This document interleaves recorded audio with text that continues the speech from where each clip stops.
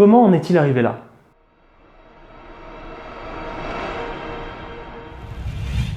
Bienvenue sur cette nouvelle vidéo sur le pourquoi du comment cette personne en est-elle arrivée là, connue et respectée par le grand public. Aujourd'hui, on va s'intéresser à un acteur qui a commencé sa carrière avec le film Pound de son père en 1970. Il avait 5 ans seulement et j'ai nommé Robert Downey Jr.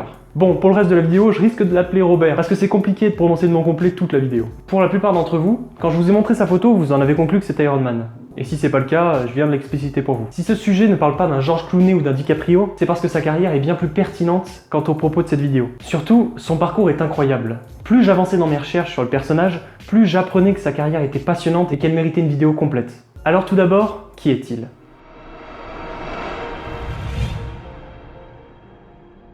Robert Downey Jr. est un adolescent perturbé, comme tous les grands acteurs, vous me direz. Après le divorce de ses parents, il cède à quelques vices tels que l'alcool, la drogue, et niveau drogue, son père l'a pas vraiment aidé. Comme beaucoup de stars actuelles, il a eu du mal à se faire connaître. La première vraie phase de son succès est son premier rôle dans le film Chaplin de 1992, réalisé par Richard Attenborough. C'était le 22e film dans lequel il jouait, et il a contribué grandement au développement de sa carrière, notamment parce qu'il a été nominé à l'Oscar. Mais si, Richard Attenborough, j'ai dépensé sans compter là, John Hammond dans Jurassic Park de Spielberg en 93. Et ben ce mec a aidé à propulser la carrière de Robert. Cependant, vu que rien n'est facile dans le monde des acteurs, il n'était pas au bout de ses peines. Ah, que la vie peut être cruelle.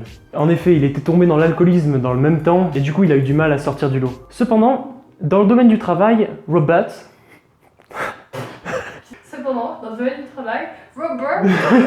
Robert... Attends, non en fait je veux pas prononcer son nom, d'accord? Cependant, dans le monde du travail, c'est un exemple à suivre. Qui? Robert. Je dirais que c'est l'exemple parfait de quelqu'un qui mérite son succès de par sa persévérance. Dans les années 2000, il se fait éjecter de la série Ally McBeal car il est pris en possession de drogue. À ce moment-là, sa carrière et sa réputation s'effondrent. De ce que j'ai pu lire au travers de mes recherches, à ce moment précis, lui qui était une star montante d'Hollywood à l'époque, n'avait le soutien de personne. Alors pendant approximativement 5 ans, les années qui suivent, il s'éloigne du grand public parce qu'il a perdu la confiance des grands producteurs hollywoodiens. Pendant ce temps, n'oubliez pas qu'il est persévérant, il n'arrête pas sa carrière. Non, en fait, on lui propose que des rôles qui collent à son personnage de star déchu et homme des excès. Il profite d'ailleurs de cette période pour se reconstruire. C'est autour de 2005 qu'il commence à refaire parler de lui discrètement. Évidemment, c'est pas parfait, mais il commence à se reconstruire et à rebâtir sa carrière d'acteur. En 2007, afin de finir de bien se remettre sur pied, il joue dans le film Zodiac du grand réalisateur David Fincher. Un film policier très bien reçu des critiques qui traite d'un tueur en série nommé Zodiac. Comme quoi, quand on veut, on peut. Pour l'anecdote, dans ce film de 2007, alors qu'il n'était pas Iron Man, Robert Downey Jr. a partagé l'affiche de ce film avec 2 étoiles montantes d'Hollywood aussi. J'ai nommé Jack Gyllenhaal, qui jouera Mysterio dans Spider-Man Far From Home, celui qui est sorti en 2019, et Mark Ruffalo, qui joue Hulk dans le MCU. Ainsi, alors qu'ils ne le savaient pas, ils allaient tous les 3 finir dans le même univers, l'univers Marvel. Alors oui, sa carrière n'a pas été simple. Il a mis longtemps avant de trouver le rôle pour lequel on le connaît, jusqu'au jour où le MCU l'a appelé.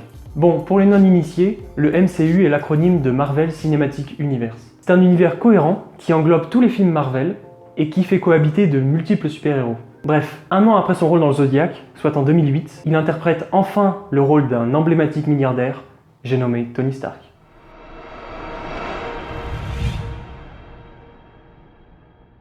C'est le tournant décisif de la carrière d'acteur de Robert Downey Jr. En fait, c'est même le plus grand bouleversement de son parcours d'acteur. En effet, il est de nouveau accepté dans le cinéma hollywoodien, et avec ce rôle, il fait bien plus que ça. Le rôle d'Iron Man lui revient d'ailleurs, alors qu'il était face à Tom Cruise et Nicolas Cage, qui étaient quand même 2 acteurs prometteurs à l'époque. Après les avoir devancés et pris le rôle de sa vie, Robert a tout donné dans la préparation de ce rôle. Il participe même pendant l'écriture du film, s'investit à chaque étape, et semble avoir trouvé sa voie. Tony Stark et lui se ressemblent tellement qu'on sait même plus s'il y joue un personnage. Ce rôle de milliardaire peu recommandable, qui tente de devenir meilleur en s'ouvrant aux autres, l'a beaucoup aidé dans sa vie personnelle. C'est une des plus belles choses que le cinéma peut apporter aux acteurs. Quand on se reconnaît dans son personnage, on peut progresser et évoluer avec lui jusqu'à devenir meilleur. Ici, Tony a sauvé Robert, Iron Man 1 a changé sa vie et sa carrière a explosé.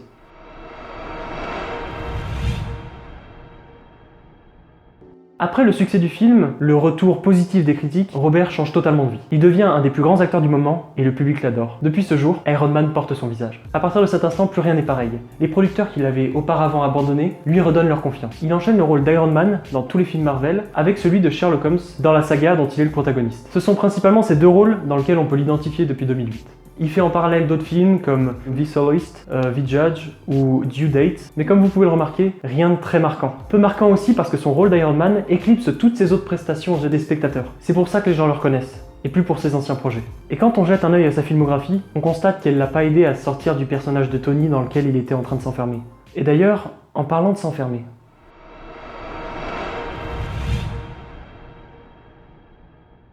si on regarde depuis 2008, il a incarné Iron Man pendant 11 longs métrages, soit un par an, contre seulement 2 films de la saga Sherlock Holmes sur la même période. L'impact sur le spectateur n'a donc pas du tout été le même. Cette surproduction de films dans la peau d'un seul personnage a créé quelque chose d'important dans sa carrière que je vais appeler le syndrome Harry Potter. Si j'ai appelé ce syndrome comme ça, c'est parce que si on regarde bien, aucun des acteurs de la saga de 8 volets n'a pu se dissocier de son personnage depuis qu'il a tourné dedans. Bon, certes, cet effet n'est pas seulement apparu dans la saga Harry Potter, mais je pense que la saga Harry Potter est l'exemple cinématographique le plus frappant. Le fait est que Robert Downey Jr.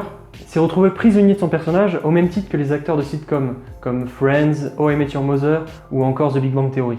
Alors ce qui va suivre n'est que mon avis, mais je suis pas totalement opposé à ce genre de phénomène. Alors effectivement, les acteurs qui tombent dans ce genre de syndrome sont pas soutenus dans leurs autres projets. Ils se complaisent dans un seul rôle jusqu'à s'en lasser et s'y sentir oppressés. C'est donc un des aspects vraiment très négatifs parce que quand on est prisonnier d'un rôle, c'est extrêmement difficile d'en sortir. Certains acteurs sombrent même dans leur personnage, oubliant leurs identités personnelles, ne sachant plus qui être entre ce qu'on attend d'eux et ce qu'ils sont. Cependant, même si pour ça il faut oublier les conséquences, c'est un syndrome positif, car un acteur qui incarne pleinement son personnage et qui au fil du temps évolue avec lui, rend la fiction intensément plus réelle. Quand les 3 sorciers de Poudlard combattent le mal et grandissent avec nous pendant toute la saga, on y croit davantage que Batman qui change d'acteur à chaque film. On s'attache à des personnes réelles, et donc les émotions sont bien plus fortes. Et c'est pour ça que je serais hypocrite de dire que c'est mal d'enfermer les gens dans un rôle. Car évidemment, quand on les voit grandir dans la peau d'un même personnage, on a du mal à se dire qu'ils font que travailler. On apprécie davantage la fiction, on peut se retrouver et se reconnaître dans un personnage qui vit comme vous et moi. Après, malgré les problèmes d'enfermement qui peuvent apparaître, il faut se souvenir qu'à la base, Tony Stark et Robert Downey Jr. ont beaucoup de similitudes. Quand il a pris le rôle, Tony Stark et lui avaient à peu près les mêmes dessins.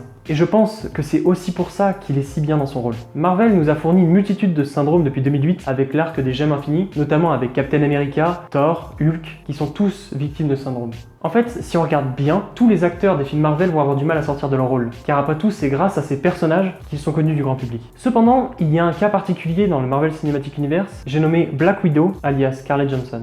En effet, Scarlett Johansson a moins ce problème étant donné qu'elle n'a pas été connue uniquement grâce à Black Widow. Du moins, elle a réussi à maintenir une carrière internationale en parallèle en jouant notamment dans les films Lost in Translation et Lucy, 2 films qui l'ont aussi bien fait connaître du grand public. Donc notre cher Robert, pendant son ascension, s'est rapidement fait aspirer dans la peau de son personnage. Et d'ailleurs, c'est potentiellement le prix à payer pour avoir une telle réussite. Car par la même occasion, il est sorti de l'anonymat et il a réussi à s'éloigner des dépendances qui l'emprisonnaient. Cependant, bien que Robert Downey Jr. ait pu se construire, s'imposer et évoluer en tant qu'acteur, ce rôle d'Iron Man, qui lui a permis de s'en sortir, le ramène beaucoup à son passé. Et comme le montre cette interview qu'il a fait sur Channel 4, Robert n'aime pas vraiment retourner dans le passé.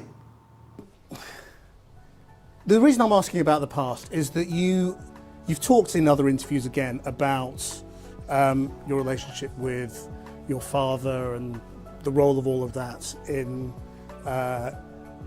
the dark periods you entered and taking drugs and drinking and all of that.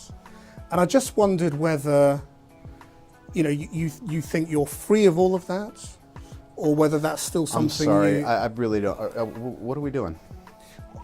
Well, I'm just asking questions. That's all. Right. I mean, Okay. Bye. Thank you, guys. are you? I'm sorry. Take your mic. It's okay. Yeah, you're right. Alors voilà, peut-être qu'il est temps pour lui de retirer son armure et de passer à autre chose. Si ce personnage qui est aussi un bout de lui le relie au passé, il doit absolument le quitter pour pouvoir avancer. Attention, à partir de ce moment, la vidéo va se baser sur un gros spoiler de Avengers Endgame. Si vous voulez pas vous faire spoiler, quittez la vidéo.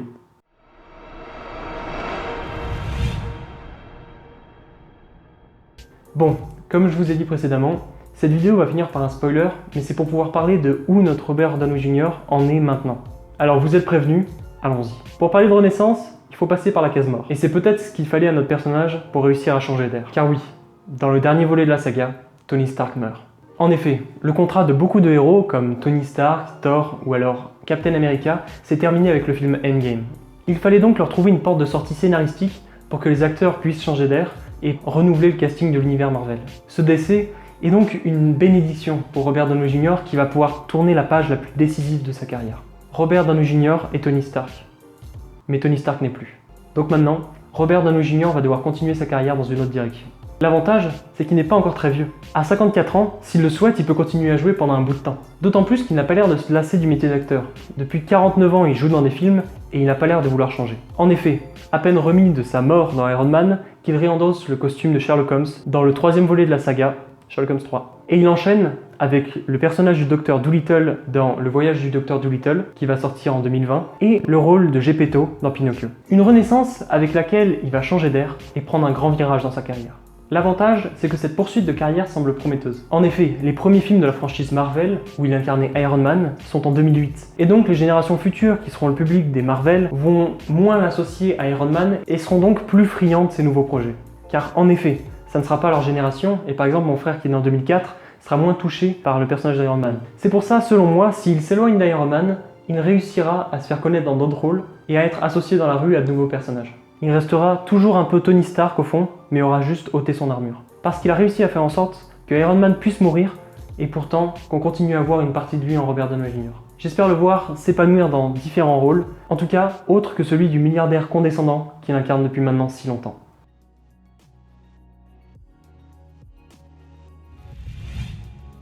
Alors voilà, je ne sais pas pourquoi j'ai eu cette subite envie de faire une vidéo sur cet homme.